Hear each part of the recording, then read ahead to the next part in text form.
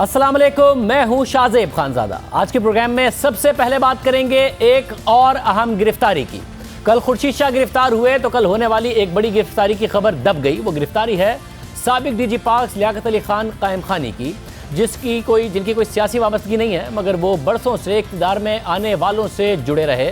उनका ताल्लुक बड़े बड़े सियासतदानों से जोड़ा भी गया, जिनसे भी बात करें। कराची में KMC के हवाले से बात हो तो उनके नाम से जुड़ी बड़ी बड़ी कहानियां सामने आ जाती हैं। पहले भी एक दफ़ा पकड़े गए, बच निकले और फिर से काम करने लगे। ये शख्स रिटायर भी हुए मगर फिर फ़ाल हुए। फिर भी इनकी अहमियत रिटायरमेंट के बाद भी कम नहीं हुई। रिटायरमेंट से पहले भी अहम थे, रिटायरमेंट के बाद भी अहम रहे और अब एक बार फिर गिरफ्तार कर लिए गए हैं। डीजी पाक कराची लियाकत अली खान कायम खानी को कल गिरफ्तार किया गया। नायब हुक्काम ने आज PCHS में उनके घर पर छापा मारा तो सब हैरान रह गए। नायब हुक्काम को इनकी तफसील लिखने के लिए 8 सफ़हात की फहरिस्त बनानी पड़ी। वसी और अरीज स्विमिंग पूल के हामिल घर से 8 लग्जरी गाड़ियां निकली, जिनकी मालियत करोड़ों रुपए है। 20 प्लॉटों समेत अरबों रुपए की जायदादों की फाइलें मिली, जो कि इल्ज़ाम लगाया गया है। डॉलर्स, रियाल, दिरहम निकले। 2 तिजोरियां, सोने के जेवरात और हीरे जवाहिरात बरामद हुए, ये भी इल्ज़ाम लगाया गया है। मुलजिम को आज 3 रोज़ा राहदारी रिमांड पर नायब रावलपिंडी के हवाले कर दिया गया है। अब नायब रावलपिंडी जाली अकाउंट्स केस में भी उनसे तहकीकात करेगी। अहम बात यह है कि लियाकत अली खान रिटायर तो हो गए मगर फिर भी उनकी अहमियत कम नहीं हुई। असर व शुख अपना रखते थे। जो अफसरान हैं वो उनसे डरा करते थे और वो बाकायदा तौर पर अपने अहकामात जारी करते थे। हमारी तहकीकात जो कहती हैं, इस पर ज़रा तफसील से बात करेंगे। नुमाइंदा जियो न्यूज़ कामरान रज़ी हमारे साथ मौजूद हैं। साथ ही नैब ज़राए मज़ीद क्या कहते हैं, क्या इनका भी ताल्लुक जोड़ा जा रहा है बाज़ बड़ी अहम गिरफ्तारियों से और उस पर तहकीकात से। इस हवाले से हम जाहिद गिशकोरी से बात करेंगे। पहले कामरान साहब आप बताइएगा, ज़ाहिर कराची में आप एक तवी से सहाफ़त करते रहे हैं, कराची के मामलात को जानते हैं।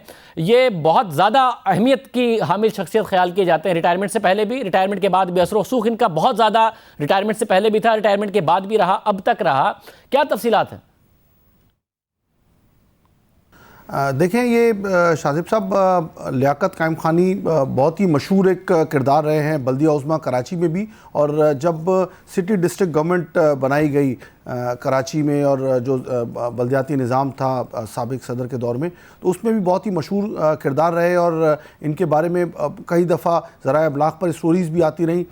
2009 में सिंध में जो एंटी करप्शन डिपार्टमेंट है उसमें भी इनके ख़िलाफ़ इंक्वायरी शुरू की गई। लेकिन उस वक्त मुझे भी अच्छी तरह याद है कि हमने एक स्टोरी को फॉलो करते रहे। जब पता चला तो उसमें भी लियाकत कायम खानी के बारे में उस वक्त भी ये मालूम होता था कि जो एंटी करप्शन कमेटी 1 है उसका इजलास ही सिर्फ इसलिए नहीं होता था क्योंकि अगर उसका इजलास हो तो फिर लियाकत कायम खानी के केस की चीफ सेक्रेटरी को अप्रूवल देनी पड़ती, क्योंकि एंटी करप्शन के पास इतने मजबूत किस्म के शवाहिद थे। 2009-10 की बात मैं करूं तो एंटी करप्शन में ये केस दबते रहे और फिर बाद में बताया जाता है कि नैब ने भी इस मामले को टेकअप किया। और अब हमने जो मालूमात की तो हमें ये पता चला है कि 2011 में लियाकत कायम खानी बल्दिया उज़्मा या महकमा बल्दियात की मुलाजमत से रिटायर हो गए। इससे पहले ख़ास तौर पर इनके लिए डायरेक्टर जनरल पार्क्स का ओहदा भी क्रिएट किया गया था।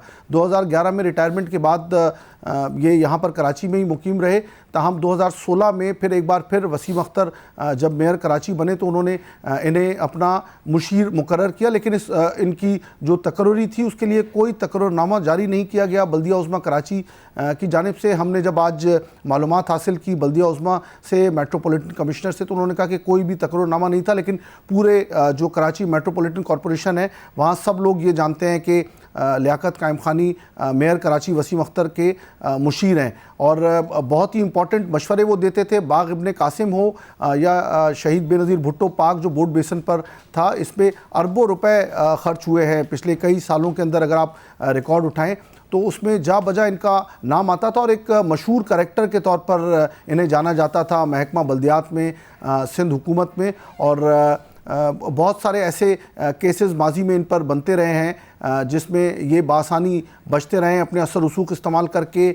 माजी में जो भी हुक्मरान रहे या जो सिंध हुकूमत से वाबस्ता लोग थे उनके साथ इनके ख़ास रवाबित रहे हैं लियाकत कायम खानी के, जिसकी वजह से ये हमेशा बचने में कामयाब हुए। और लेकिन बल्दिया उज़्मा या महकमा बल्दियात के बेशतर तमाम ही सरकारी अफसरान इनके शाहाना ठाट बाट से मुतालिक आगाह थे। ख़ास तौर पर मेयर कराची वसीम अख्तर के बारे में कहा जाता है कि उनका बहुत ज़्यादा एतमाद हासिल रहा है लियाकत को। बहुत शुक्रिया कामरान रज़ी, इस हवाले से तफसीलात बता रहे थे। अब जो तहकीकात हो रही हैं वो क्या दूसरे बड़े नामों से भी नैब ख्याल कर रहा है कि जोड़ा जा सकता है? नैब के ज़राए क्या कहते हैं? जाहिद गिचकोरी ने इस हवाले से तहकीकात की। जाहिद बहुत शुक्रिया। जाहिद, क्या मज़ीद तफसीलात हैं इस हवाले से? शाहज़ेब, ये जो नया नेक्सस सामने आया है मुख्तलिफ प्लॉट्स की शक्ल में बाग इब्ने कासिम पार्क का, उसमें एक नई बात ये सामने आई है। JIT की जो फाइंडिंग्स हैं और साथ ही नैब ज़रे ये बता रहे हैं कि सलीम अख्तर नामी एक किरदार है जिसको JIT ने मुबैना तौर पर आसिफ जरदारी का फ्रंटमैन कहा है, वो इस मुल्क से भाग चुके हैं और वो पहला शख्स था जिसने 2 प्लॉट्स लिए थे जो बाद में गैलेक्सी कंस्ट्रक्शन कंपनी के मलकियत में आए थे। बाद में डॉक्टर डिंचा ने उसको टेक ओवर किया था इस कंपनी को। तो उस वक्त ये सिलसिला शुरू हुआ था जो अब लियाकत अली कैम खानी की शक्ल में सामने आया है, जो कि डायरेक्टर जनरल पार्क्स रहे हैं कराची में। मजमूई तौर पर 5 प्लाट्स हैं मुख्तलिफ, जिसको पहले उसमें रेजिडेंशियल में ख़रीदा गया था गैर कानूनी तौर पर, उसको ओमिशन में डाला गया, फिर उसको कमर्शियल में तब्दील किया गया। तो इस तरह से ये नेक्सस आगे बढ़ा और JIT की जो फाइंडिंग्स हैं उसमें मुख्तलिफ किरदार सामने आ रहे हैं। जो कैम खानी का किरदार है उसमें नैब ज़राए का आज जो बताना था कि वो मरकज़ी है जो कि 10 साल पे मुहित करता है। उसमें जो पास की जितनी ज़मीनें थी जिन पे मुबैना तौर पर कब्ज़े हुए हैं, इसमें इसका रोल जो है वो आगे नज़र आता है। पहले सिंध एंटी करप्शन डिपार्टमेंट जो है इसकी तहकीकात करता रहा। 2017 में नैब ने इसको टेक ओवर किया है। और साथ एक चीज़ मैं आपको ये भी बताता चलूँ कि सेनेटर यूसुफ बलोच जो कि हैं पिछले साल तक सेनेटर थे, उसका भी एक प्लॉट का मामला है इस बाग इब्ने कासिम में मुबैना तौर पर, उसको भी कल गिरफ्तार किया गया था। इन तमाम से तहकीकात हो। बहुत शुक्रिया। जाहिद गिचकोरी इस हवाले से तफसीलात बता रहे थे। अब जो इल्ज़ामात हैं वो नैब ने साबित करने हैं। लियाकत कैम खानी ने करप्शन की, नैब ने साबित करना है। जो असासे टेलीविज़न की स्क्रीन पर आज सारा दिन चलते रहे, ये लियाकत कैम खानी ने साबित करना है कि अगर ये उनकी जायज़ आमदनी से हैं, उनके ख़ानदान की जायज़ आमदनी से हैं, वो टैक्स रिटर्न जो फाइल करते रहे हैं उससे इनको जस्टिफाई कर सकते हैं या नहीं कर सकते, ये अब उन्हें साबित करना होगा कि सरकारी मुलाजिम के तौर पर उनके पास ये असासे कैसे हैं, उनका कोई बिज़नेस है, ख़ानदानी बिज़नेस है, क्या है, और नैब को उन पर करप्शन साबित करनी होगी। साथ ही पीपल्स पार्टी के सीनियर रहनुमा और साबिक अपोजिशन लीडर खुर्शीद शाह आमदनी से ज़ायद असासों के केस में नैब की हिरासत में हैं। उन्हें गुज़िश्ता रोज़ इस्लामाबाद में नैब ने गिरफ्तार किया था और आज उन्हें राहदारी रिमांड के लिए इस्लामाबाद की एहतसाब अदालत में पेश किया गया, जहां नैब हुकाम ने जज मोहम्मद बशीर से खुर्शीद शाह की सक्खर की अदालत में पेश करने के लिए 3 दिन की राहदारी का रिमांड देने की दरख्वास्त की। नैब के तफ्तीशी अफसर ने अदालत को बताया कि हम पहली दस्तयाब फ्लाइट से खुर्शीद शाह को सक्खर ले जाएंगे, जिस पर एहतसाब अदालत ने 2 दिन का राहदारी रिमांड मंजूर करते हुए खुर्शीद शाह को सक्खर की अदालत में पेश करने का हुक्म दे दिया। नैब ने गुज़िश्ता रोज़ खुर्शीद शाह को आमदनी से ज़ायद असासों के इल्ज़ाम में गिरफ्तार किया था और आज नैब ने उनकी गिरफ्तारी की वजूहात बताई हैं। नैब के मुताबिक खुर्शीद शाह को कई संगीन इल्ज़ामात की बुनियाद पर गिरफ्तार किया गया है। खुर्शीद शाह पर इल्ज़ाम लगाया गया है कि उन्होंने बेनामी जायदादें और असासे अपने फ्रंटमैन के नाम पर बनाए। उनमें सक्खर में 25 करोड़ रुपए की लागत का ताजमहल होटल एजाज बलोच के नाम पर बनाने का इल्ज़ाम है। इसी तरह नैब का इल्ज़ाम है कि सक्खर में ही करोड़ों रुपए मालियत का petrol pump frontman Qasim Shah के नाम पर बनाया गया। खुर्शीद शाह ने अपने फ्रंटमैन पप्पू मेहर के नाम पर सरकारी इराजी पर बंगला तामीर किया। रोहड़ी में एक होटल भी बेनामी दार बनाया गया, जबकि सक्खर के प्रोफेसर्स कोऑपरेटिव हाउसिंग सोसाइटी में महल नुमा घर बनाया गया, जिसे बनाने के लिए फंड्स खुर्शीद शाह के जाहिर शुदा असासों से इस्तेमाल नहीं हुए, जबकि उमर जान एंड कंपनी और नवाब एंड कंपनी को कॉन्ट्रैक्ट देकर भी उनसे फ़ायदा उठाया गया। ये वो इल्ज़ामात हैं जिनकी बुनियाद पर खुर्शीद शाह को गिरफ्तार किया गया है और अब नैब हुकाम ये तमाम इल्ज़ामात साबित करने के लिए अदालत में उन्हें सबूत पेश करना होंगे ताकि ये साबित हो सके। अपोजिशन एक दफ़ा फिर इल्ज़ाम लगा रही है कि नैब उन्हें टारगेट कर रही है, हुकूमत के इमा पर टारगेट कर रही है और नैब हुकूमती केसेस को उस तरीके से नहीं देख रही है। साथ ही सवालात उठ रहे हैं नैब खैबर पख्तूनख्वा में मेगा करप्शन केसेस की तहकीकात के हवाले से। वो खुद मुतमईन है नैब, मगर ना अदलिया मुतमईन है और ना ही अपोजिशन मुतमईन है। सब नैब की खैबर पख्तूनख्वा के केसेस के हवाले से कारकर्दगी पर सवालात उठा रहे हैं। ये सवालात इसलिए भी अहम हैं क्योंकि ये केसेस तहरीक इंसाफ से मुताल्लिक हैं। 6 साल से खैबर पख्तूनख्वा में तहरीक इंसाफ की हुकूमत है। नैब खैबर पख्तूनख्वा की कारकर्दगी पर गुज़िश्ता रोज़ पेशावर हाई कोर्ट ने सवालात उठाए। जस्टिस तैसर राशिद खान और जस्टिस मोहम्मद नईम अनवर ने नैब के खिलाफ दरख्वास्त की समाअत की और समाअत के दौरान नायब प्रोसिक्यूटर की गैर हाजिरी पर अदालत ने डीजी नायब खैबर पख्तूनख्वा को तलब किया। डीजी नायब खैबर पख्तूनख्वा फयाज अहमद कुरैशी अदालत में पेश हुए तो जस्टिस कैसर राशिद ने रिमार्क दिए कि नायब खैबर पख्तूनख्वा सिर्फ मीडिया पर फ़ाल है मगर नायब केसेस में कोई पेशरफ नहीं हो रही। अदालत ने मजीद रिमार्क दिए कि नायब कॉल अप नोटिस जारी करता है, फिर वारंट जारी करता है, मगर फिर उन केसेस में कोई पेशरफ नहीं होती। अदालत के नोटिस लेने पर नायब के सीनियर प्रोसिक्यूटर पेश हुए। अदालत ने सवाल उठाया कि एक प्रोसिक्यूटर मुख्तलिफ अदालतों में दर्जन केसेस कैसे संभाल सकता है। बाद में जब निजी नायब अदालत में पेश हुए तो उन्होंने बताया कि नायब नए प्रोसिक्यूटर्स भर्ती कर रहा है, इस मसले पर जल्द काबू पा लिया जाएगा। अदालत ने नायब खैबर पख्तूनख्वा की कारकर्दगी पर सवालात उठाए।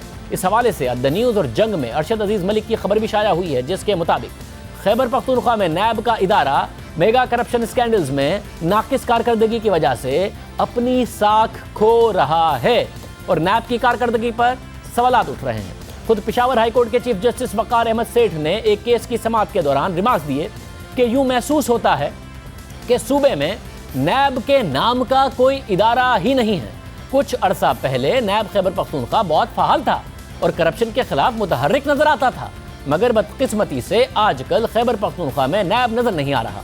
खबर के मुताबिक नायब खैबर पख्तूनख्वा ने helicopter case, billion tree tsunami case, Ehtesab commission case, Khyber bank case और BRT केसेस में मायूस कुन कारकर्दगी का मुजाहरा किया। खबर के मुताबिक ये खबरें भी सामने आ रही हैं कि नायब ने मालम जब्बा केस में वजीर दिफा परवेज खटक और वजीर आजम के प्रिंसिपल सेक्रेटरी आजम खान को क्लीन चिट दे दी है, मगर नायब तर्जुमान ने इन खबरों को बेबुनियाद करार देते हुए कहा है कि नायब केसेस का जायजा ले रहा है और अभी तक मालम जब्बा केस में एग्जीक्यूटिव बोर्ड ने कोई हतमी फैसला नहीं किया। अब एग्जीक्यूटिव बोर्ड केस के हवाले से जल्द फैसला करेगा। जबकि खबर के मुताबिक नायब खैबर पख्तूनख्वा के जराए ने दावा किया कि कुछ मेगा करप्शन के केसेस हेडक्वार्टर में ज़ेर इल्तवा हैं और इस हवाले से जल्द कोई फैसला कर लिया जाएगा। खबर के मुताबिक नायब खैबर पख्तूनख्वा में इस वक्त सूरत हाल यह है कि 8 माह के दौरान नायब के 2 DG तब्दील हो चुके हैं, तीसरे अभी तैनात हैं। पहले 28 फरवरी को DG खैबर पख्तूनख्वा फरमानुल्लाह को तब्दील किया गया, उनकी जगह मुजाहिद अकबर आए, मगर उन्हें भी 18 जून को तब्दील कर दिया गया और अब फयाज कुरैशी DG नायब खैबर पख्तूनख्वा हैं। 2 DG बदल दिए गए मगर नायब मेगा करप्शन केसेस में कोई पेशरफ्त नहीं दिखा सका। अब जायजा लेते हैं नायब खैबर पख्तूनख्वा के मेगा करप्शन केसेस का। रिपोर्ट के मुताबिक हेलीकॉप्टर केस 2 फरवरी 2018 को सामने आया। ये केस इस लिहाज से अहम है क्योंकि इसमें वजीर आजम इमरान खान का नाम आ रहा है। उन पर इल्ज़ाम है कि उन्होंने खैबर पख्तूनख्वा के सरकारी हेलीकॉप्टर का नाजायज़ इस्तेमाल किया। इस केस में इमरान खान को तलब भी किया गया। वो इंतखाबात में कामयाबी के बाद नायब के सामने पेश भी हुए, मगर फिर ये केस भी सर्द खाने की नज़र हो गया। खबर के मुताबिक वजीर आजम इमरान खान ने इस केस में नायब के सवालनामे का जवाब नहीं दिया, ना ही नायब ने उन्हें तलब किया। इस केस को भी 1.5 साल हो गया है मगर कोई गिरफ्तारी नहीं हुई। इसी तरह खैबर पख्तूनख्वा नायब का दूसरा अहम केस बिलियन ट्री सुनामी है। गुज़िश्ता साल अप्रैल में चेयरमैन नायब ने इस केस की तहकीकात का हुक्म दिया। 1 साल से ज़्यादा हो गया, अब तक इस केस में कोई पेशरफ नहीं हुई। हालांकि इस केस में अब तक 350 अफराद के खिलाफ महकमाना कार्रवाई जारी है जिन्होंने मनसूबे में मुबैना तौर पर करप्शन की। खबर के मुताबिक नायब ज़राए ने बताया कि इस केस में मुख्तलिफ कमेटियां बनाई गई जो तहकीकात कर रही हैं, जिसमें बेज़ाब्तगियां साबित हो चुकी हैं, मगर अब तक ये मामला भी सर्द खाने में दिखाई दे रहा है। खबर के मुताबिक एहतसाब कमीशन में गैर कानूनी भर्तियों और तकर्रियों का मामला सामने आया। मार्च 2018 में यह मामला नायब ने उठाया। एहतसाब कमीशन खैबर पख्तूनख्वा का ख़त्म हो गया मगर इस केस में कोई पेशरफ नहीं हो सकी। फिर इसके अलावा खैबर बैंक का केस है। बैंक में 1400 गैर कानूनी भर्तियों का मामला खैबर पख्तूनख्वा हुकूमत के एहतसाब कमीशन ने उठाया, फिर 1 साल पहले नायब के हवाले कर दिया। खैबर बैंक ने इस केस में पेशावर हाई कोर्ट से स्टे ऑर्डर लिया हुआ था, मगर यह स्टे ऑर्डर भी फरवरी 2019 में अदालत ने खारिज कर दिया और नायब स्टे ऑर्डर खारिज होने से लाइल्म रहा, यानी अदालत ने हुक्म इम्तना खत्म कर दिया और नायब को पता ही नहीं चला। मीडिया में खबरें आने के बाद नायब ने फिर से तहकीकात शुरू की और बैंक के 20 मौजूदा और साबिका अफसरान को तलब किया। स्टे ऑर्डर खारिज भी हुए और 6 माह हो गए मगर अब तक नुमाया पेशरफ नहीं हो सकी। इसी तरह BRT केस भी अहम है। 2 जुलाई 2018 को चेयरमैन नायब ने BRT मंसूबे में ताखीर और अखराजात में इजाफे का नोटिस लिया।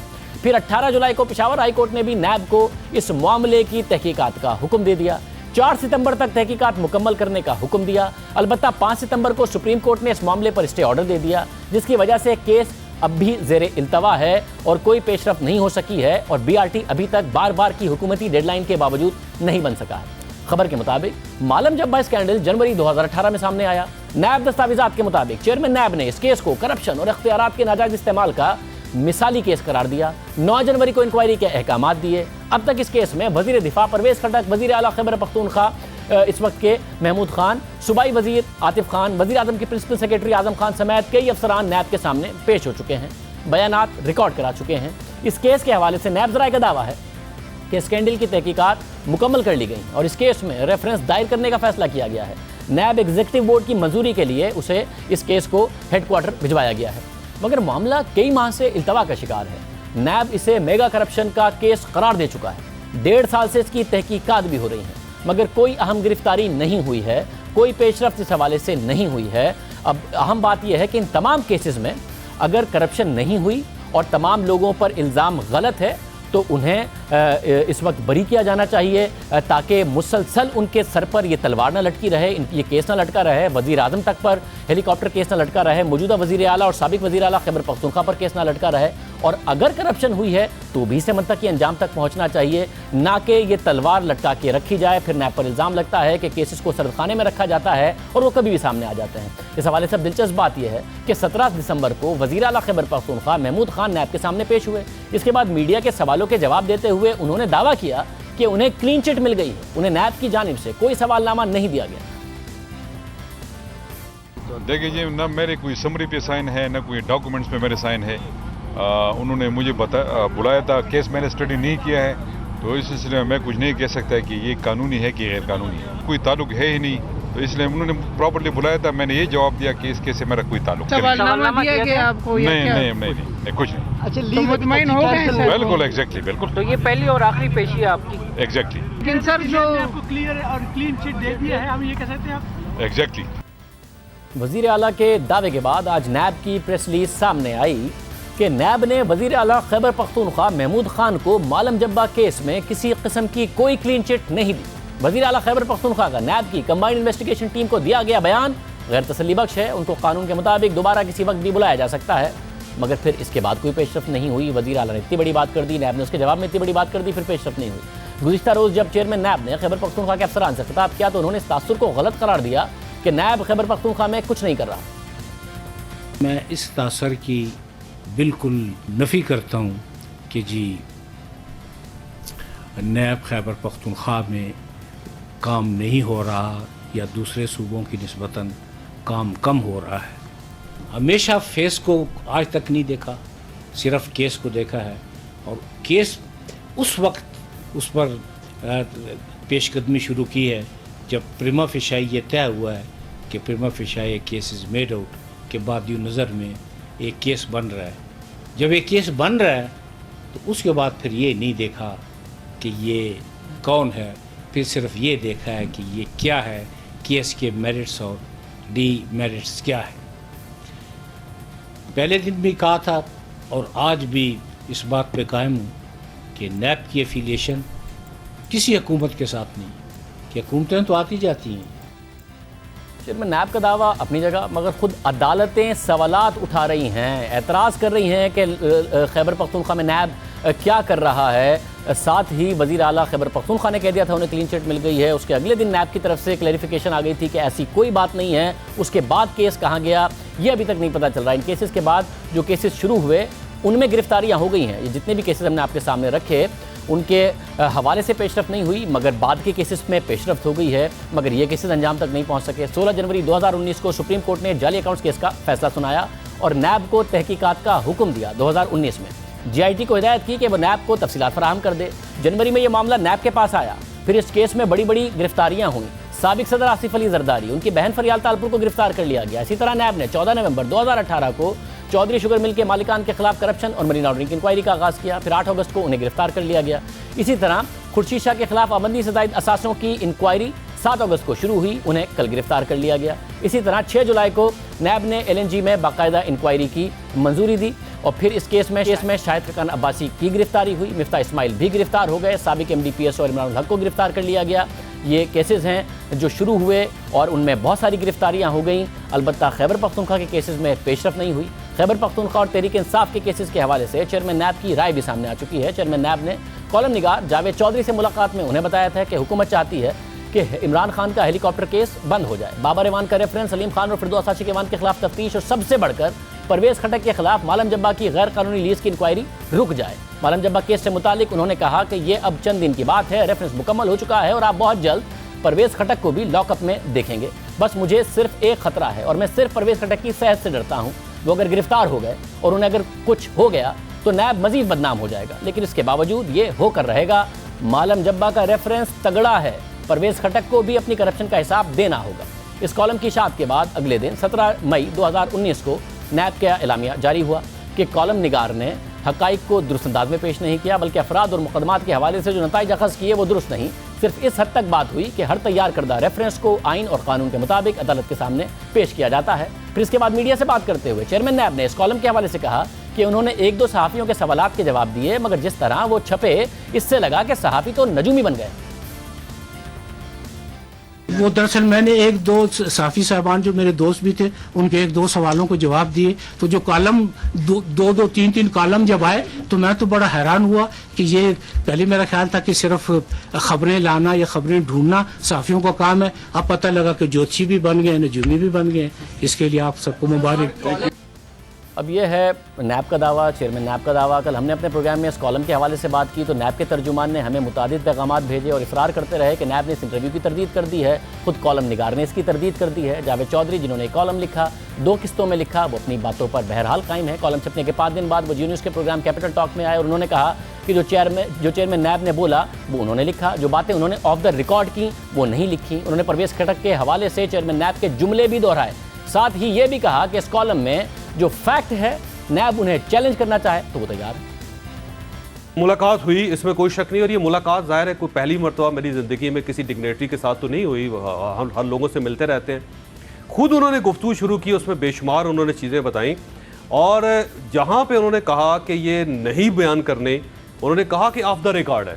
वो ऑफ द रिकॉर्ड आज भी ऑफ द रिकॉर्ड है। मैंने किसी जगह ना लिखी है, ना वो मीर साहब लिखूंगा, ना मैंने बोली है। वो जो उन्होंने कहा कि मिनिस्टर्स कॉलोनी के बंगला नंबर 29 से मेरी कुछ अहम फाइलें चोरी होगी, ये उन्होंने ऑन द रिकॉर्ड बात कही। सर ऑन द रिकॉर्ड कही, और लेकिन उसमें कुछ चीज़ें और भी उन्होंने बताई कि फाइलें कौन सी है और बाकी चीज़ें कौन सी चोरी थी, लेकिन उन्होंने कहा था ये आपने बयान नहीं करना, वो इस कॉलम में नहीं है। उन्होंने कहा परवेज खटक गिरफ्तार हो जाएंगे, परवेज खटक का उन्होंने ऑन द रिकॉर्ड और ऑन द रिकॉर्ड उन्होंने कहा कि उनके खिलाफ रेफरेंस तगड़ा है। साथ उन्होंने ये कहा कि मुझे उनके सेहत में बड़ा फिक्र होता है कि उनकी सेहत बड़ी खराब होती है। उन्होंने कहा जरदारी साहब की टांगे कांप रही थी। अच्छा, ये जरा मैं मिस इंटरप्रेट हुआ है। ये इस तरह हुआ था, उन्होंने ये कहा, उन्होंने मजाक नहीं उड़ाया था। पहली बात तो ये उन्होंने ये कहा था कि वो बीमार है और उनकी टांगें लरसती हैं और हाथ भी लरसता है। लेकिन इसमें ये देखिए जो इंफॉर्मेशन है वो ग्रीन टी की, कि ग्रीन टी का कप मांगा उन्होंने।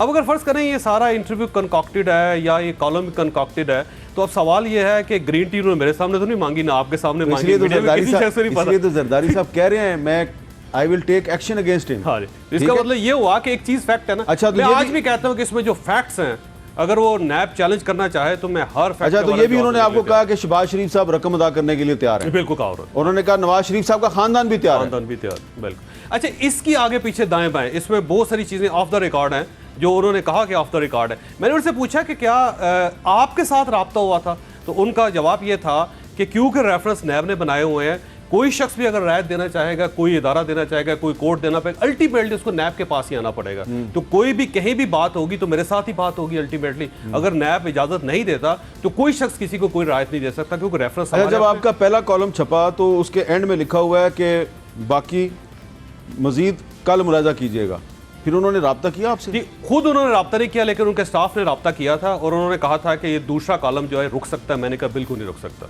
ये छपेगा, क्योंकि मैं नीचे लिख चुका और मेरी अपनी क्रेडिबिलिटी है।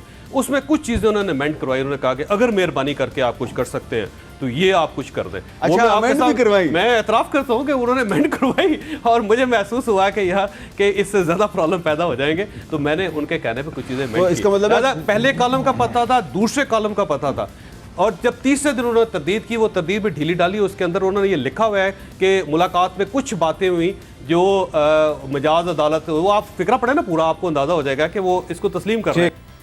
पहले कॉलम का भी पता था, दूसरे कॉलम का भी पता था। हमने नैब तर्जुमान से बहरहाल रब्ता किया और उनका मौक़िफ़ फिर माना। उन्हें प्रोग्राम में आने की दावत भी दी और पूछा कि अगर आपने कोई लीगल चाराजोई इस हवाले से की है, कॉलम निगार अपनी बात पर कायम है, तो उन्होंने ये कहा कि हमने तरदीद की है। जावेद चौधरी ने आसिफ जरदारी के हवाले से अपनी बात की तस्हीह की, मगर बाकी तमाम बातों पर कायम रहे। कॉलम भी लिखा, उसके बाद मीडिया पे भी आके कहा। हमने तर्जुमान नैब को प्रोग्राम में आने की दावत भी दी, वो नहीं आए। प्रोग्राम में एक ब्रेक शामिल करते हैं, वही खबर पर बात करें।